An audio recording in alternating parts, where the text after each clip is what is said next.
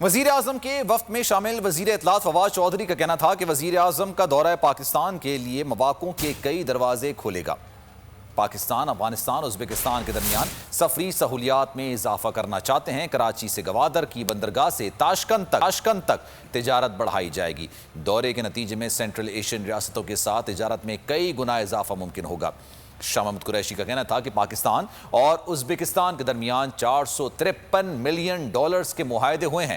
Uzbekistan کے کاروباری حضرات میں پاکستان کے ساتھ تجارت اور سرمایہ کاری کا اشتیاق دیکھنے میں آیا ہے۔ پاکستان اور ازبکستان کے مابین تجارت اور سرمایہ کاری کے فروغ کے وسیع مواقع اور امکانات موجود ہیں۔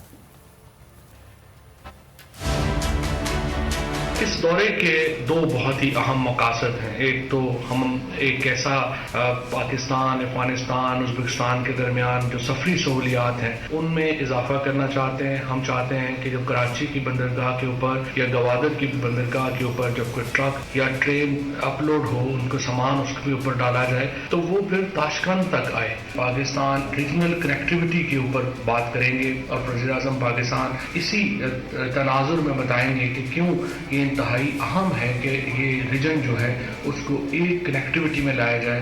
ازبکستان کے جو بزنس مین ہیں ان میں بڑا اشتیاق ہے پاکستان کے ساتھ تجارت کا، انویسٹمنٹس کا، اور بڑے اچھے امکانات ہو رہے ہیں۔ آپس میں جو کانٹریکٹس ہوئے ہیں تقریباً ایک خیال ہے کہ $453 ملین کے کانٹریکٹس آپس میں ہوئے ہیں۔ یہ بڑی خوش آئند بات ہے۔